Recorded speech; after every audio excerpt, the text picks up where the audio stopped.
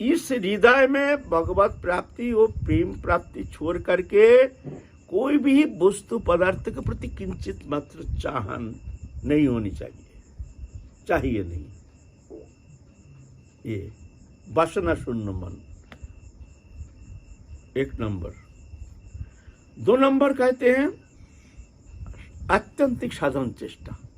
दिन नहीं रात नहीं लगे हैं, अच्छा लगे ना लगे वो लगे हैं, अच्छा लगता नहीं कोई बात नहीं, फिर भी आश्रम छोड़ते नहीं, कहीं जाते नहीं, कहीं मिलते नहीं, दिन नहीं रात नहीं लगे हैं, तीव्र साधन चेष्टा। ये दोनों का एक काम होने से भगवत प्राप्ति होगी नहीं। यहाँ साधना का इंपॉर्टेंस ही है, साधना करना पड़ेगा। साधना के द्वारा हमारी इंद्रिय वृत्ति संयमित होता है, संयमित होने से अंतःकरण शुद्ध होता है, अंतःकरण शुद्ध होने से फिर जगह हमारे मन अंतःकरण वृत्ति जो है भगवत चरण में संलग्न होता है, तीव्र चिंतन होता है, तभी जाके व्याकुलता उत्कंठा आती है ना।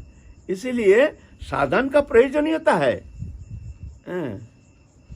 फिर कहते हैं नित्य सिद्ध कृष्ण प्रेम साध्य को बुनाए, श्रवणादि शुद्ध चित्त करो उदय। नित्य सिद्ध कृष्ण प्रेम नित्य सिद्ध है, बोले वो साधन करके मिलेगा नहीं, लेकिन तीव्र साधन चेष्टा से भगवत करुणा उतार आती है। वो करुणा साधक के जो तीव्र साधन चेष्टा वो देख करके करुणा शक्ति द्रवीभूत होकर के उतार आती है नीचे तरफ, ऑटोमेटिक विवशता। भगवान करुणा शक्ति है ना, करुणा माने एक तरलित भाव। जब साधक तीव्र चेष्टा कर रहे हैं, दिन रात कठोर भाव से भजन होता नहीं, लेकिन साधन छोड़ता नहीं, तीव्र चेष्टा, रो रहे हैं हमारा भजन होता नहीं, हमारा मन लगता नहीं, तो उनके वो तीव्र साधन चेष्टा देख करके करुणा शक्ति उतार आती है। ऐसे ऑटोमेटिक करुणा है ना, तो तीव्र साधन चेष्टा और भगवत करुणा दोनों का संयोग होता है। साधन चेष्टा रुक गई, करुणा भी रुक गई।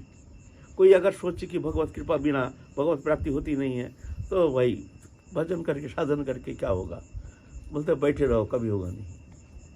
साधन करने में कैसे, जैसे मान लो छोटा बच्चा माँ की गोदी में चढ़ करके स्तनपान नहीं कर सकते है ना।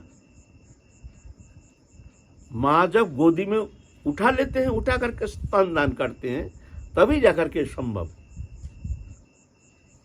वो जो माँ के गोदी में चढ़ करके ऐसा संभव नहीं है, तो रोना पड़ता है, माँ माँ माँ माँ माँ माँ। माँ देखती है ऐसे रो रहा है बच्चा, सब काम छोड़ रहने दे, आजा आजा, गोदी में लेकर के बच्चा को शांत कराते हैं। यह है करुणा। और बच्चा का रोना यह है साधना। बच्चा खेल रहा है, माँ काम कर रहे हैं, बच्चा खेल रहा है, खुशी है, माँ भी निश्चिंत है अपना काम में। बस थोड़ी बच्चे को सब काम छोड़ के बच्चे को गोदी में लेके, माँ तो काम है ना, तो माँ निश्चिंत होकर अपने काम करते हैं। ऐसा ही साधना की तीव्रता वो भगवान की करुणा शक्ति को द्रवीभूत करके नीचे तरफ उतार आती है, ऑटोमेटिक एक विवशता। हा इतना कठोर चेष्टा कर रहा है, आसन में बैठे हैं, मन लगता नहीं, पसीना आ रहा है, गर्म लग रहा है, कोई शांति नहीं, फिर भी बैठे हैं, माला नींद आ रही है, आँख में पानी का झपटा दे रहे हैं, बैठे हैं। हाँ हमारा तो भजन हुआ नहीं, हमारा तो भजन नहीं हो रहा, क्या करूँ, कहाँ जाऊँ। ये परिश्रम देख करके वो करुणा शक्ति उतार आती है ऑटोमेटिक। इसलिए साधन चाहिए, साधन बिना साध्य वस्तु कबू नहीं पाए। कृपा करी कहो रहा है पावार उपाय। तो लेकिन वो साधन के द्वारा मिलता नहीं है। कैसे होता है ना, श्रवणादि शुद्ध चित्ते करो उदय।